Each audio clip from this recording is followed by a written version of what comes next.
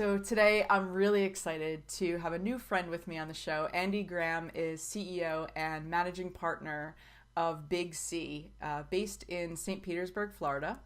You can actually check them out at bigc.co if you want to jump over there while you're listening or watching to this.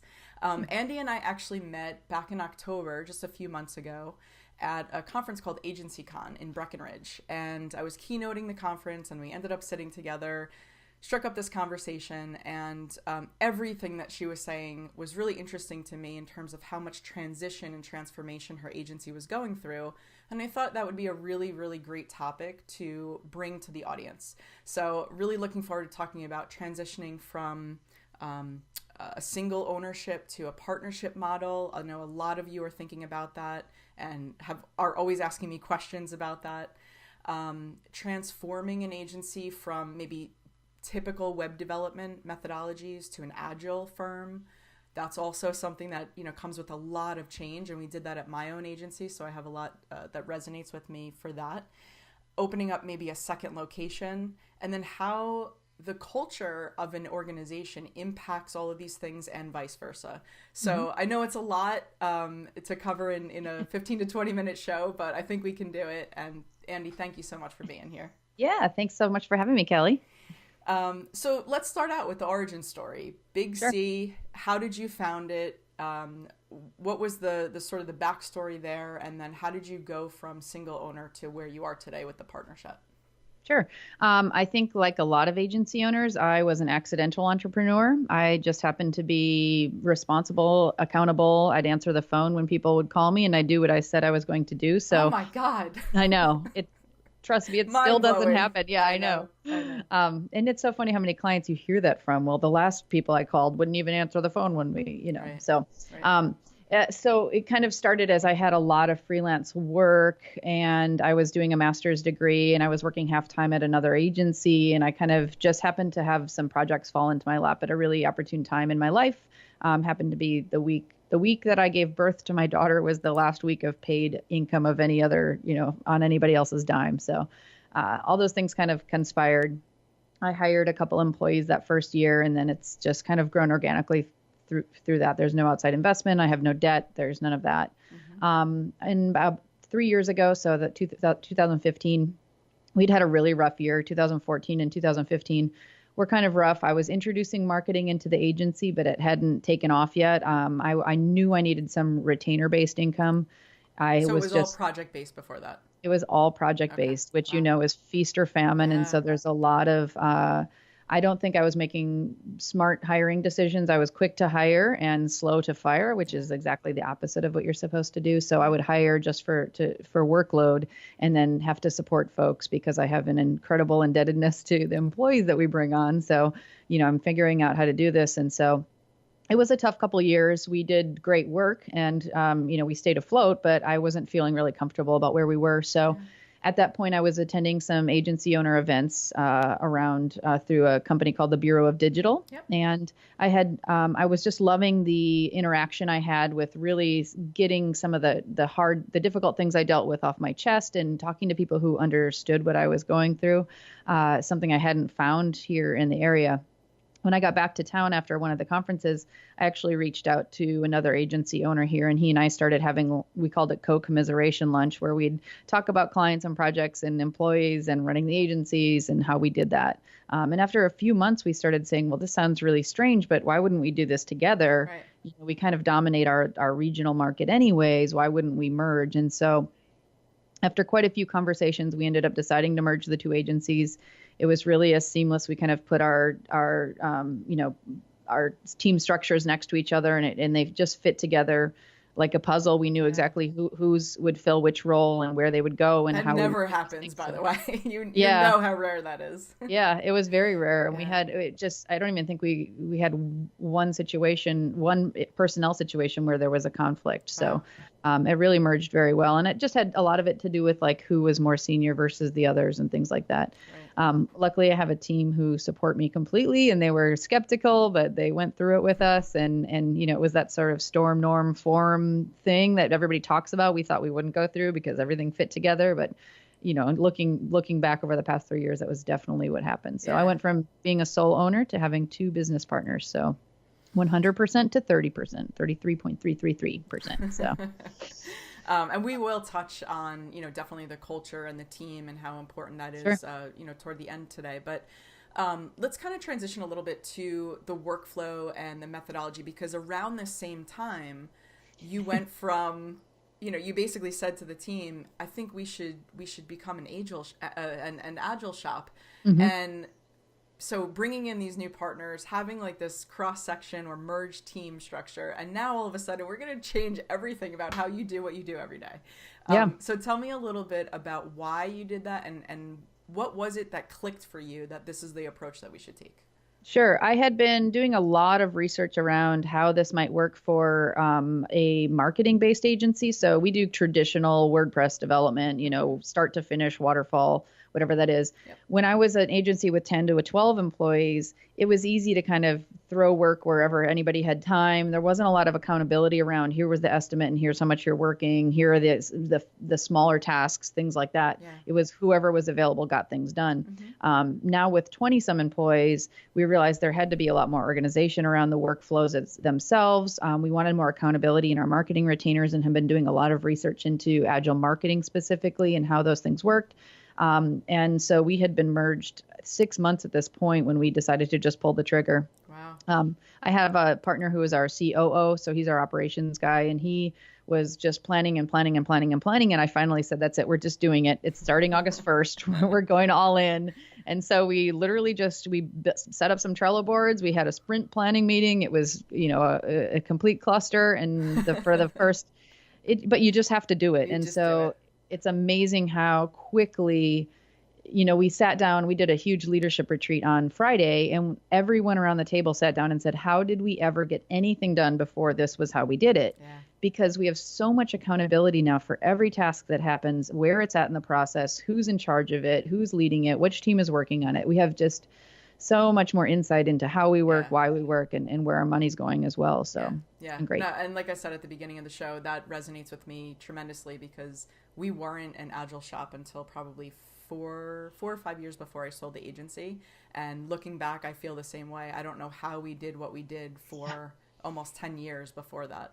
But you take it to the point where right now you sort of position Big C as an agile digital marketing agency. I mean, you put it right up front there. Yep. Yeah. Yep. And it's important. It's important to us that people understand, because what that does, being agile as a marketing agency, allows us to pivot very quickly. We're not tied into, here's your annual marketing plan, and in May we're going to be doing this, even though Google just changed their algorithm and you've dropped all your rankings. We didn't have an SEO plan in place right now. That's not until June. So. So we can pivot. We are really data driven. We're constantly watching metrics and changing what we're doing based on what we're seeing. So, and the clients are getting a ton of value out of that because of that ability to pivot. Yeah. And the other big thing we did, we went to Agile in August, but then in last January, we actually transitioned to cross-functional teams. And so instead of having one agency that still, even though we're organizing the work in an Agile fashion, we actually went into the cross-functional teams model. And so we have two separate teams that work side by side. So the client gets the full, our developers sit at the table with the strategist when we're making decisions about what to do with their accounts. And they're looking at conversion rate optimization and site structure and page load and, all those different things. Which is the way it should be, because you have to have all those people who know their specialties to that degree all sitting at the same table, because you don't want someone in marketing or an account manager making a decision that a developer's like, why did you tell the client that? That's not how it works. Yep.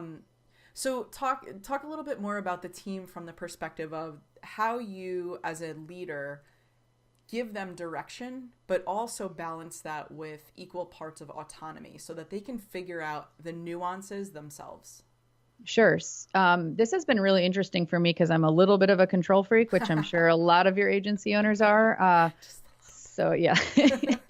So watching two teams take off and then, so we have fairly good processes. So we had gone through about a year of really heavy documentation of what we do and how we do it. And so we have this whole process docs folder in Google, and you can look at like, how do I onboard somebody? How do I do this? How do I do that? It's all very sort of written down.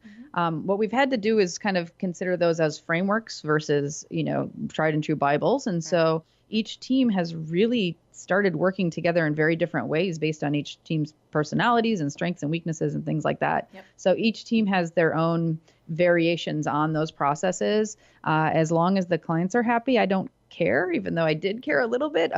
So we're working this year on, they've kind of grown apart a little bit. And so next year, one of our goals for 2019 is sort of bringing them back together to share successes. So we've set up some structure around, how are we going to, the strategists can work together to talk about what's working across their different client accounts, and account managers can work together on what's working for their account stuff and things like that. So we're trying to build a little bit of that into the process. And do they get excited about that? Like, are they into that? Or does it feel like we're finding our own way and leadership is saying you guys have to come back together? Or are they excited? No. Yeah, so they wouldn't be on our team if they weren't excited about that. We have really high levels of low ego and high collaboration. Awesome. And so it's really about putting the best for the client first always. And so if we had somebody resistant to that, they wouldn't be on our team. So they're great about it. We have a discipline director for each. So we have a design director and a marketing director. And so those people are in charge of the disciplines. And so they work on leveling people up across their teams, making sure the standards are met for our agency in a general sense, that type of thing. Yeah. So. And with all of this, the change and, directions that you're being pulled in, having this new presence in Colorado, how do you sort of balance your own time and manage your own time? What does that look like for you? I'm really strict about maintaining time for my, I have a child and a husband, and my family is very important, and it's important for our entire staff. So we've had a year where some of our staff have gone through some crazy health things, or their spouses have, or whatever that is. And so, I think it's something we really value highly. And so I value it for myself. I'm leaving at 4:30 today. My daughter has a chorus performance, and, it's just, that's number one. Number two is my work, and I can do my work at 10 p.m. or 4 a.m. or whatever it is. So you'll figure it out. Yeah. And I think that's the example that I set and that they see as well. So, and, we have required, everybody has to put in billable hours just like at any other agency. Yep. They meet those. We have some moms who leave at 3 and come back online at 8 p.m. after their kid goes to bed and then finish their day, that type of thing. So it's just about being flexible. It is. Yeah. And with, I guess, one of the other questions that I wanted to ask and sort of end the conversation with or wrap up with was, with all of this change happening at one time, I would imagine that the core, the foundation of your team had to be so rock solid. It's kind of like, I don't know, introducing something new into a relationship. You have to have a really, really core foundation before you can sort of take things to the next level. So talk a little bit about that. How vital was it that the team was all ready to that really, really strong foundation with the sharing of goals and shared values and all of that? Just talk a little bit about that. Sure. So we have shared core values, which I'm sure a lot of people talk about. We have them painted on our wall, which I'm sure a lot of people do. Different to us is that we use them to guide just about every decision that we make. So while we're having a discussion between two people about how should we handle this, what should we do, somebody will throw a core value out and say, well, this is what we believe in, so here's why we're going to do it this way. Our people really adhere to them and trust in them, and we have awards around them every year, and we talk about them on a constant basis. We build them into our hiring and our firing and our process improvement and everything that we do. So I think that's a big piece of it, that we all kind of have that one thing we align behind. Yeah. But another piece of it is everybody, if you were to go down and interview everybody in our team and ask them what's unique about the Big C culture, they'd all say it's a weird family. And they'll say, I'm the dad. They'll say that my partner is the mom. And they will say, that there's a weird uncle here or there. And it's just we are a big, weird family. We all support each other in our highs and lows. We hang out together on the weekends. We know our kids are here in the office all the time. It's just a strange, weird little family. So bringing new people in, we have to know that they're going to fit into that family in the same way. So. Yeah. And one of my favorite stories that you shared when we met in October was about the controller, I guess, coming to you and saying, hey, Andi, what's this charge? What did you take like $500, $600 out of the ATM for? And you told them that you took everyone to the tattoo parlor. You have to share this story. It's amazing. We have an anchor that we have used for a long time as our logo, and we have since discontinued the use of it. So it is a retired logo. But one of my employees was talking about she wanted to get the anchor tattooed on her, and so I said, I'll go with you. In fact, I'll pay for it. And I happened to say that in the work area, and so about 10 other employees heard me say that, and they're like, wait, you're paying for us to get the logo tattooed on us? And I said, sure. So so I went to we literally called around and found a place that could get us in that afternoon, and 10 or 11 of us went down to the tattoo parlor and got the logo tattooed on ourselves. I don't know if you can see it. Yes, but I can. That's awesome. We had some people, it was their very first tattoo ever, and their parents are not very happy with us. And some people, it was their first tattoo in, say, 10 or 12 years. Right. People got them on their ankles and their wrists and, everywhere. So, yeah, I didn't realize it was cash only. I thought I could throw this on the credit card and nobody would find out about it, but I had to go to the ATM and pull out $600 to pay for everybody. There's so many things about this story that I love. I think, first of all, when you talk about strength of culture, I feel like that same type of thing would have been something that my team at my agency would have done, because we had a very similar weird family-oriented situation. But just the fact that they wanted to get behind it and they wanted to codify something on their bodies. I mean, that's granted. Young people don't make the best decisions all the time, but in this case, I think that there's something really special about that. And I have to feel that I have to imagine that as the agency leader, that's got to really, warm your heart and move you in ways that other things may not. You know what I mean?